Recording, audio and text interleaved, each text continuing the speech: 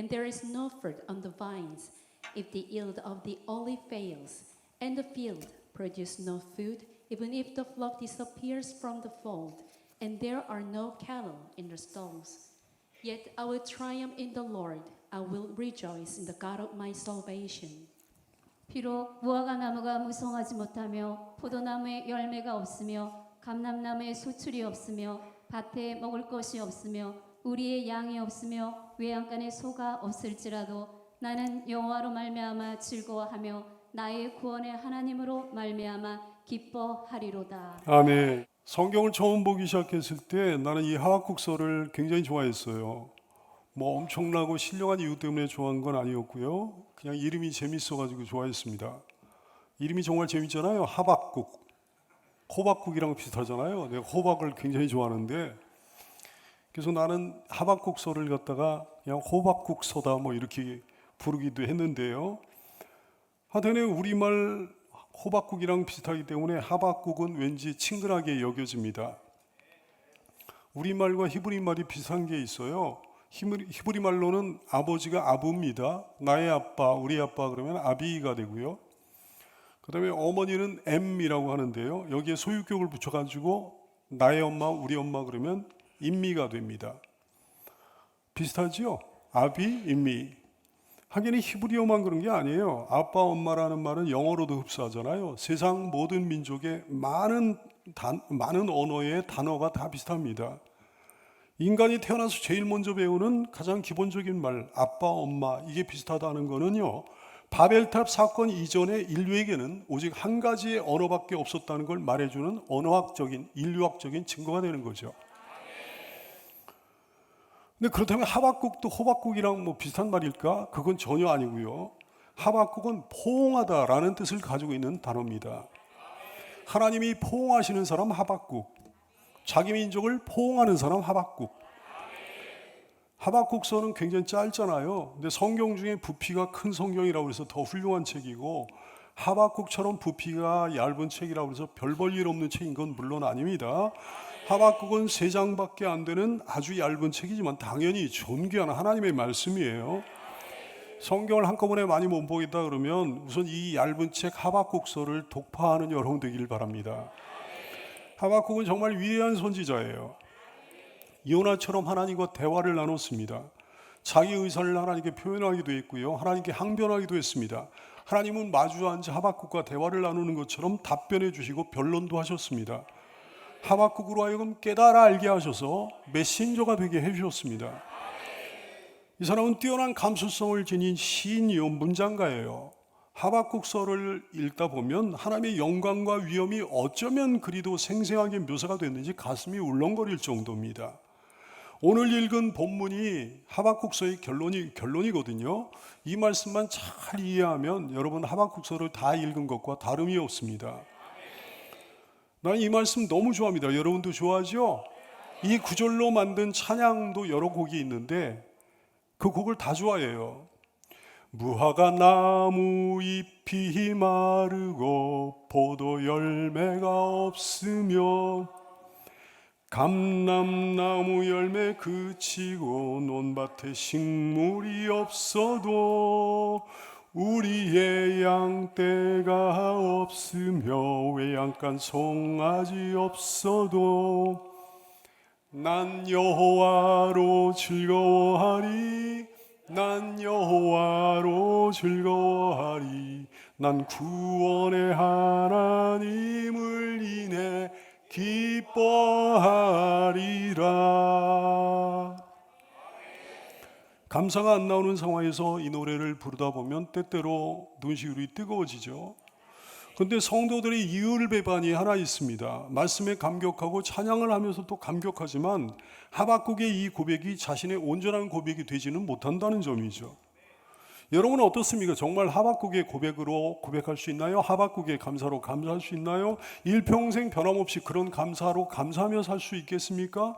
하박국의 놀라운 감사에는 기가 질리잖아요. 영적인 열등감이 막 들고 그러잖아요. 나는 과연 그럴 수 있나? 나는 과연 내 인생에 무화과나무가 무성하지 못하며 포도나무에 열매가 없으며 감람나무에 소출이 없으며 밭에 식물이 없으며 우리의 양이 없으며 외양간에 소가 없을지라도 내 인생에 그렇게 개털일지라도 오직 여호와를 인하여 즐거워하며 나의 구원의 하나님을 인하여 기뻐할 수 있나? 그리스도인들 가운데는 감사의 사람들 많습니다. 여러분 가운데도 감사하는 사람들 많이 있죠. 근데 많은 그리스도인들의 감사는 다 이유가 있는 감사예요. 그렇기 때문에 감사라고요. 평안케 주심을 감사합니다. 안락한 가정을 주심을 감사합니다. 건강 주심 감사합니다. 좋은 날을 보게 해주셔서 감사합니다. 합격시켜 주셔서 감사합니다. 진급하게 해주셔서 감사합니다. 돈 벌게 해주셔서 감사합니다. 사업 성공을 인하여 하나님께 감사합니다. 인도해 주셔서 감사합니다. 기도에 응답해 주셔서 감사합니다. 이런 행복을 누리게 해주시니 감사합니다. 이렇게 좋은 것을 주시니 감사합니다. 먹을 것과 마실 것과 입을 것들을 내려주시니 감사합니다. 이런 감사들의 특징이 뭐예요? 그렇기 때문에 감사잖아요. 이유가 있는 감사잖아요. 하박국의 감사는 좀 다른 감사입니다. 그렇기 때문에 감사가 아니에요. 그럼에도 불구하고 이 감사인 것 같아요. 아늑한 집에 살지 못하고 길거리에 난자도 감사하다는 거죠. 먹을 거 마실 거 입을 것들이 없어도 감사하다는 거죠. 질병이 걸려도 감사하다는 거지.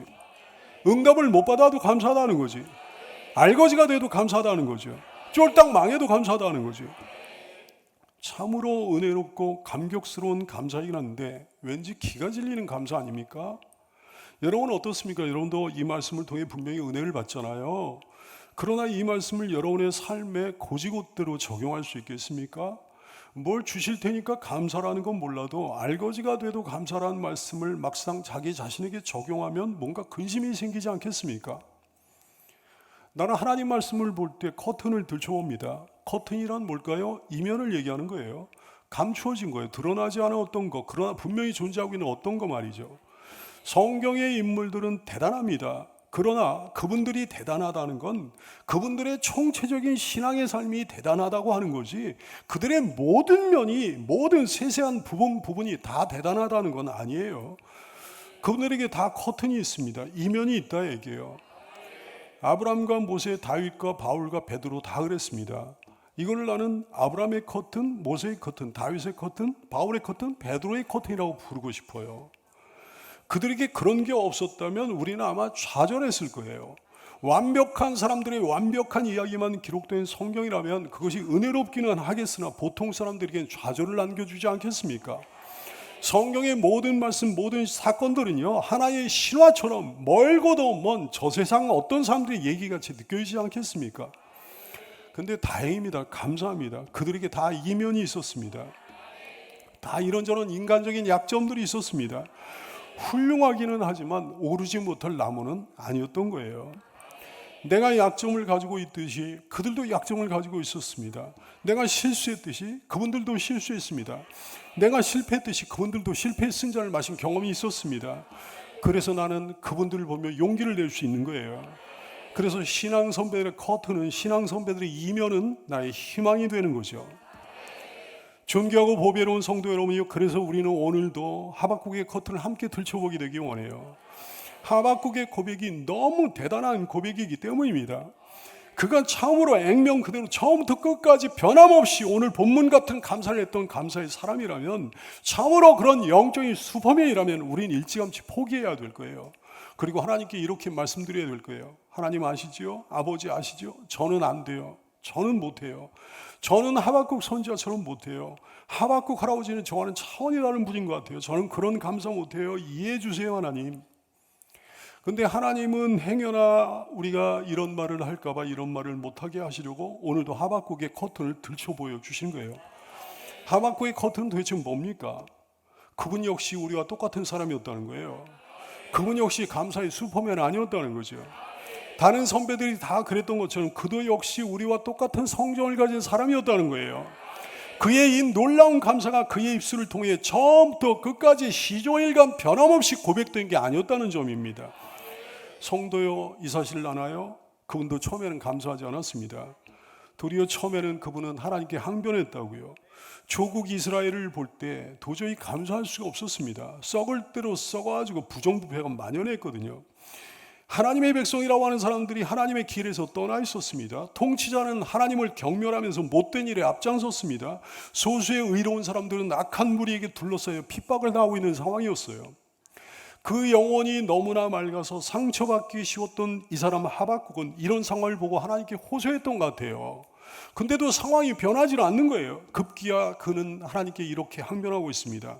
하박국 1장 2절 이하의 말씀. 여호와여, 내가 아무리 부르짖어도 주께서 듣지 않으시는 것 같으니 어느 때까지 듣지 않으시겠습니까? 제가 강포로 말미암아 외쳐도 주께서 구원하지 않으십니다. 어찌하여 내게 죄악을 보게 하시며 패역을 눈으로 보게 하십니까? 겁탈과 강포가 내 앞에서 행해집니다. 변론과 분쟁이 일어납니다. 이러므로 율법이 해이해졌고 정의가 전혀 시행되지 못하고 있사오니 이는 악인이 의인을 내어쌌으므로 정의가 굽게 행하여지는 이 시대가 어찌된 상황입니까? 이것이 어찌된 상황입니까? 하나님께 항변하고 있는 거예요. 그러죠. 하나님이 뭐라고 그러십니까? 아들아, 내가 가만히 있겠느냐? 내가 가만히 보고만 있겠느냐? 내가 심판할 거다 그러셨어요. 근데 이스라엘의 만연한 죄악을 심판하신다는 하나님의 방법이 또 하박국을 놀라게 하는 거예요. 이스라엘의 죄악을 심판하시는 도구로 이스라엘의 철천지 원수인 바벨론을 들어 쓰시겠다는 거예요. 바벨론을 강하게 하셔가지고 이스라엘을 치게 하시겠다는 거예요. 갈대아 사람들 즉 바벨론 제국을 통해 이스라엘을 심판하시겠다는 거지. 이 말씀을 들은 하박국은 감사는커녕 기가 막혔습니다. 하나님, 그게 말이 됩니까? 하나님, 그게 말이 됩니까? 곧바로 하박국은 항변하는 거예요. 하나님, 말이 되나요? 하나님, 여러분, 그도 별 수 없는 거예요. 그도 우리와 비슷한 거예요. 이해할 수 없는 상황을 바라보면서 그가 하나님께 한 말은 이거였습니다. 어떻게 이럴 수 있습니까? 여러분, 이해할 수 없는 상황을 바라보면서 그가 하나님께 한 말은 이거였습니다. 이게 말이 됩니까, 하나님? 이게 말이 됩니까? 여러분이 이해하기 쉽도록 우리식으로 바꿔보면 이렇습니다. 하나님, 아무개는 점집이나 찾아다니고 그런데도 잘 먹고 잘 사는데 저 사람이 신앙생활 잘하는데도 왜 잘 안 풀리는 것 왜 잘 안 풀리는 것처럼 보이는 거죠? 자녀를 징계하신 것도 하나님 물론 필요하시겠으나 왜 하필이면 다른 종교 믿는 사람을 강하게 하셔가지고 사용하셔가지고 왜 하필이면 불신자를 사용해서 크리스찬을 징계하시려는 겁니까? 여러분, 하박국의 그 얘기가 우리의 이런 얘기가 무슨 감사입니까? 감사는커녕 불평불만에 더 가까운 거지. 지혜로운 성도 여러분이요, 하박국의 이 뜻하지 않은 이 약점을 보면서 여러분 어떤 기분이 듭니까? 나는 기뻤습니다. 마음속으로 쾌재를 불렀습니다. 왜? 나도 할 수 있다는 가능성이 열렸기 때문입니다. 하박국은 자기 딴에는 하나님을 곤란하게 만들 질문을 퍼붓고는 팔짱을 끼고 기다리는 거예요. 하나님이 제대로 답변을 못하시고 곤란해 하실 거라고 하박국은 생각하고 있었을 거예요. 하나님 할 말이 없으실 거야. 내 말이 구구절절 오르는데 하실 말씀이 뭐 있겠어? 하박국서 2장 1절 말씀. 내가 내 파수하는 곳에 서며 성루에 서리라. 하나님께서 내게 무엇이라 말씀하실는지 기다리고 바라보며 나의 질문에 대하여 하나님이 어떻게 대답하실는지 보리라 그랬어요. 근데 주님이 대답하셨습니다. 그러나 주님의 이 대답은 하박국 예상을 깨뜨린 거예요. 하박국의 예상과는 달리 주님의 대답은 절묘하고 적절하며 신기하고 놀라웠기 때문에 하박국은 그만 KO가 돼버리고 말았습니다. 주님의 대답에 능력이 있었습니다. 주님의 대답은 하박국의 마음을 녹이기에 충분했습니다. 그 결과가 뭐예요? 3장의 찬양으로 바뀐 거예요. 3장의 감사로 바뀐 거예요. 어제의 의문이 오늘의 감사로, 오늘의 찬양으로 바뀐 겁니다. 어제의 불평이 오늘의 찬양으로, 오늘의 감사로 바뀐 겁니다. 어떻게 이렇게 된 거예요? 하나님과의 변론을 통해 하박국이 두 손 들고 항복했기 때문입니다. 하나님은 뭐라고 말씀하심으로 하박국을 항복시키신 건가요?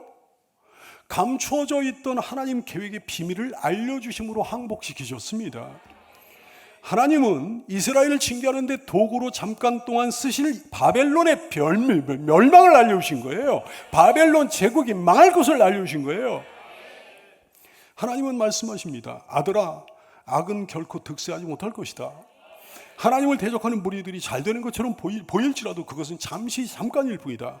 하나님 말씀하십니다. 그들은 반드시 망할 것이다. 하나님 말씀하십니다. 이스라엘은 잠시 징계를 받을 뿐이고 이스라엘은 결코 망하지 않겠지만 그들은 심판을 받아 반드시 영원히 망하고 말 것이다. 미래를 알려주시는 거예요. 사필귀정 분명한 결과를 알려주시는 거예요. 악인의 멸망을 알려주시면서 의인은 믿음으로 말미암아 살리라 그러셨습니다. 하박국 2장 4절 말씀 보라 그의 마음 교만하며 그의 마음은 그 속에서 정직하지 못하나 의인은 그의 믿음으로 말미암아 살리라. 누가 죽고 누가 사는 거예요? 하박국은 의인은 죽고 악인이 산다고 생각해서 불평을 드러났던 거예요. 근데 하나님은 선언하신 거예요. 의인은 살고 악인이 죽는다 선언하신 거예요. 하박국을 항복시킨 것은 바로 이 말씀이었습니다. 하박국의 마음을 녹이기에 충분했던 거죠. 어떻게 감사할 수 있나요? 감사할 수 없는 상황에서 도대체 어떻게 감사할 수 있는 겁니까? 그 첫 번째 대답은 기도입니다. 감사의 기도면 좋겠으나 감사의 기도가 아니라도 상관없는 거예요. 항변의 기도라도 상관없는 거예요. 감사할 수 없는 상황에서 감사하기 위해서는 있는 그대로 자기 마음을 솔직하게 하나님 앞에 나가 말씀드릴 기도가 필요하다 말씀입니다. 하박국은 기도했습니다. 그 처음의 기도는 감사의 기도가 아니었습니다. 도리어 항변의 기도였습니다. 어떻게 이럴 수가 있나요, 하나님? 하나님 이게 말이 됩니까? 이게 어떻게 된 일입니까, 하나님? 조국이 처한 현실을 보면서 예레미야처럼 울었습니다. 부르짖고 절규했습니다. 하박국처럼 의로운 사람이 온갖 죄악 속에 둘러싸여 있는 건 정말 괴로운 일이에요. 힘든 일이에요. 너무 힘들었습니다, 하박국은요. 그러기에 이 이해할 수 없는 이상한 상황을 제발 좀 설명해 달라고 하나님께 요구하는 하박국의 어조는 그렇게 비통할 수가 없는 거죠. 하나님은 그의 심정을 아시고 그의 항변을 받으셨습니다. 그래서 자상하게 대답하시고 설명해 주셨습니다. 보석 같은 성도 여러분 알죠? 우리 하나님은 우리 마음 아십니다. 하나님은 우리 마음 다 아십니다. 하나님은 어리석은 신자의 항변하는 기도도 나무라지 않으시고 자상하게 대답해 주십니다. 그리고 우리 하나님의 대답, 우리 하나님의 말씀, 우리 하나님의 해명에는 참으로 능력이 있습니다. 언제나 그렇듯이 하나님의 말씀은 하박국의 마음을 녹이기에 충분했어요. 하박국의 마음을 먹구름처럼 뒤덮고 있던 모든 의구심을 단번에 밀어내는 강한 바람 같은 위력을 하나님의 말씀은 발휘했습니다. 여러분에게 선언합니다. 자기 삶에 납득할 수 없는, 이해할 수 없는 어려움이 닥쳤는데도 하나님 앞에 씩씩거리면서 기도로 나가지 않는 건 자기 삶에 대한 직무유기예요. 평소와 똑같이 점잖은 기도만 하고 있는 것도 직무유기, 자기 삶에 대한 직무유기예요. 그때는 다른 기도를 해야 되는 거죠. 애통한 마음으로 숨을 몰아쉬면서 이 모든 이상한 상황에 대한 하나님의 대답을 요구하면서 간절히 부르짖어 기도해야 되는 거죠. 어떻게 된 일입니까? 하나님 하고 이렇게 절규해야 되는 거죠. 그리고 나서 성경을 펴들어야 되는 거예요. 강단에서 증거된 하나님의 말씀에 귀를 기울여야 되는 거예요. 내가 원하는 하나님의 대답, 내가 원하는 하나님의 설명을 오직 말씀에 있거든요. 하나님은 하박국에게 그러셨던 것처럼 하나님 당신 준비하신 답변을 말씀을 통해 듣게 하실 겁니다. 하박국의 마음은 완전히 시원해졌습니다. 극도의 갈증 끝에 청량음료를 마신 것처럼 시원해졌습니다. 왜? 하박국은 진실한 신자였으니까요. 진실한 신자라면 이해할 수 없는 상황에서 하나님의 답변을 들을 때 마음이 시원해지는 역사가 반드시 일어나게 되는 거예요. 진실한 신자가 아니니까, 하나님의 말씀을 사모하지 않으니까, 하나님의 말씀에 귀를 기울이지 않으니까, 하나님의 말씀을 믿지 않으니까 그 마음이 여전히 답답한 거지. 하박국처럼 진실한 신자라고 한다면 그 마음이 하나님 말씀을 들은 후에 시원해질 수밖에 없는 거예요. 하박국은 깨달았습니다. 하나님이 종래 악의 세력을 심판하시고 하나님 당신의 백성을 구원하신다는 사실을 깨달았습니다. 그는 전율했습니다. 이방인들에게는 무시무시한 심판주로 임하시는 하나님의 영광과 위엄을 생각하며 전율했습니다. 그 하나님이 자기에게는 능력이요 구원이요 힘이신 것을 새삼 깨달으며 전율했습니다. 하박국서 3장을 가만히 묵상해 보면 알게 돼요. 하나님의 영광과 위엄이 어쩌면 이렇게도 생생하게 말씀되어 있단 말입니까? 그 얘기는 이제 과거에 어떤 일이 떠올랐습니다. 하박국 3장 3절 말씀, 하나님이 대만에서부터 오시며 거룩한 자가 바란산에서부터 오시는 도다. 그의 영광이 하늘을 덮었고 그의 찬송이 세계에 가득하도다. 대만과 바란산은 시내산을 의미하는 거예요. 시내산이 어떤데요? 그 옛날 조상들을 하나님께서 만나주시고 그 옛날 조상들에게 영원한 언약을 베푸셨던 것이 바로 시내산이잖아요. 나는 너희의 하나님이 되고 너희는 내 백성이 되리라 하나님이 약속하셨던 바로 그곳이잖아요. 거기서 하나님께서는 이스라엘에게 내 백성이라고 확증해 주셨습니다. 그 약속이 오늘 하박국의 머리에 떠올랐던 거예요. 하나님의 하박국의 뇌를 강타했던 거예요. 하나님의 그 약속이 오늘 시공을 뛰어넘어 하박국에게 감격으로 찾아왔던 말씀입니다. 과거와 현재가 단번에 하나님 단단한 말씀의 고리로 연결되는 순간이죠. 답답한 현실에 직면한 그리스도인은 반드시 과거로 눈을 돌려봐야 되는 거예요. 과거는 흘러갔다는 말은 여기 해당되지 않아요. 과거를 묻지 말라는 말도 여기 해당되지 않아요. 우리는 늘 과거를 돌아봐야 됩니다. 과거에 하나님과의 감격스러운 만남이 있었잖아요. 하나님의 놀라운 은혜가 있었잖아요. 과거를 돌이켜보면 진실한 신자는 울게 됩니다.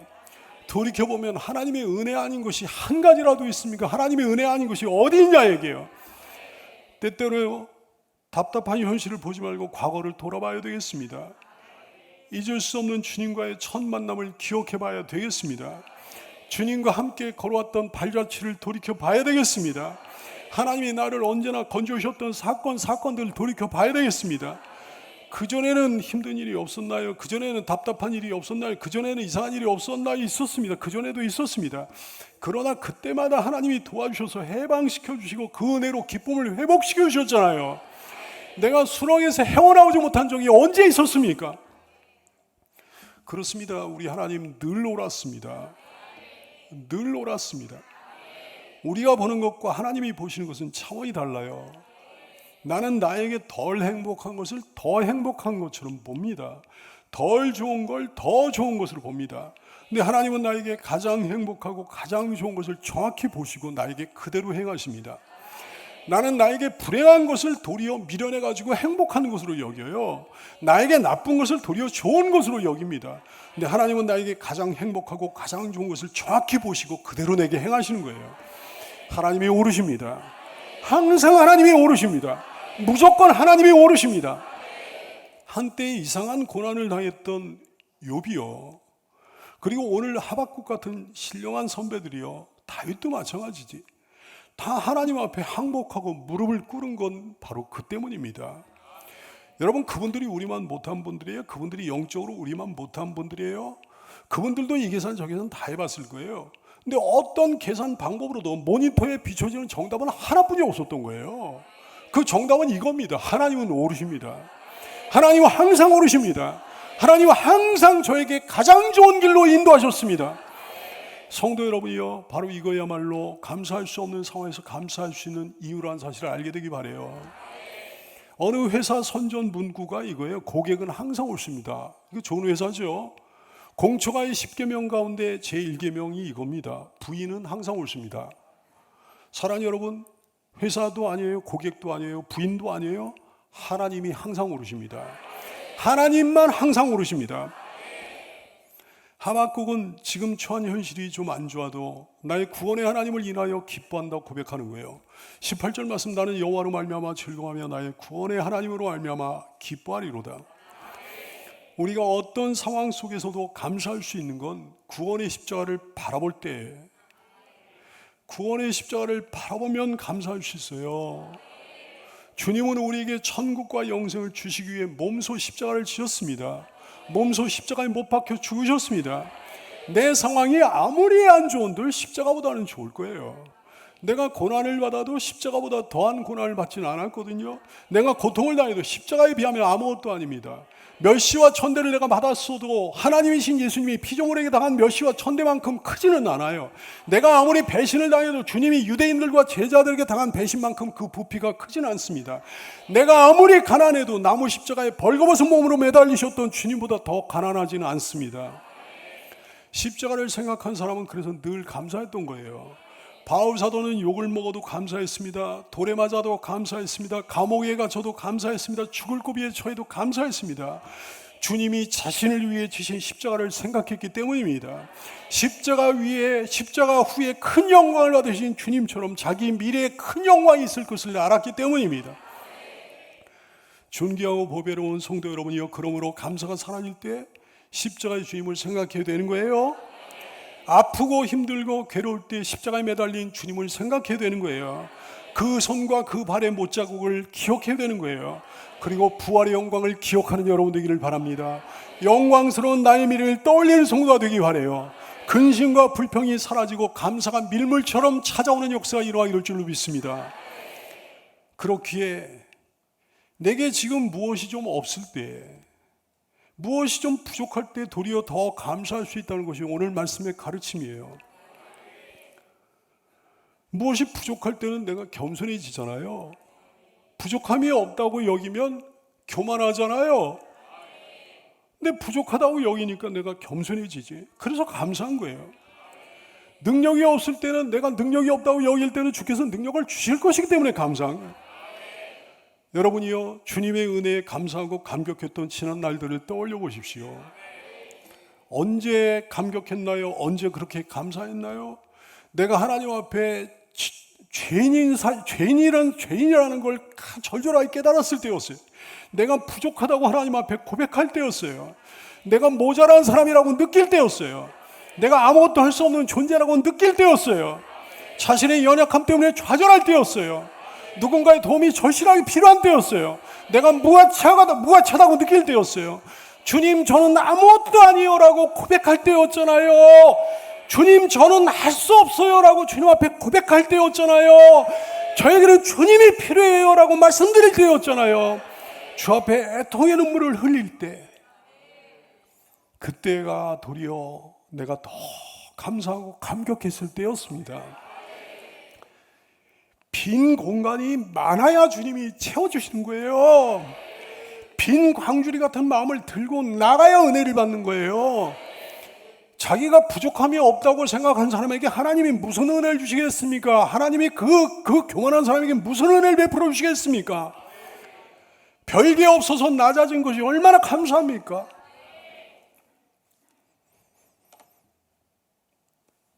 나의 모자람은, 나의 부족함은, 나의 가난함은 사람들 앞에서는 부끄러울지 모르지만 주님 앞에서는 도리어 자랑스러운 거예요. 없을 때 감사한다는 놀라운 고백이 여기서 나오게 되는 거죠. 나는 가난하지만 우리 아버지가 부유하시니까 즐겁고 감사한 거예요. 지금은 내가 거지인 것 같지만 아버지 재산이 장차 내게 몽땅 상속될 것을 내가 알기 때문에 감사한 거예요. 하박국의 놀라운 감사는 사실 그럼에도 불구하고 감사가 아니었습니다. 알고 보니까 이분의 감사 또한 그렇기 때문에 감사였어요. 이유가 있는 감사였다고요. 세상에 이유가 없는 감사는 존재치 않는다는 사실 깨달아니 여러분 되기를 축원합니다. 주님이 선하시니까 감사한 거예요. 과거에 베풀어 주셨던 온갖 은혜 때문에 감사한 거예요. 주님이 나에게 모든 것을 다 주셨기 때문에 감사한 거예요. 주님이 오르시니까 감사하는 거예요. 주님의 십자가 때문에 감사한 거예요. 주님의 약속 때문에 감사한 거예요. 나의 부족함 때문에 감사한 거예요. 주님이 구원해 주실 것을 아니까 감사한 거예요. 나의 미래 영광 때문에 감사한 거예요. 주님이 나를 종래 승리케 하실 것인가 감사한 거예요. 무엇보다 부활로 인해, 천국으로 인해, 영생으로 인해, 구원으로 인해, 상급으로 인해 감사한 거죠. 사랑하는 지혜로운 성도 여러분이요, 하박국의 감사의 이유를 여러분 알겠죠? 하박국의 감사의 이유를 여러분의 감사의 이유로 채택하기를 원합니까? 감사로 제사를 드리는 자가 나를 영화롭게 하나니 그의 행위를 옳게 하는 자에게 내가 하나님의 구원을 보이리라. 기도하겠습니다.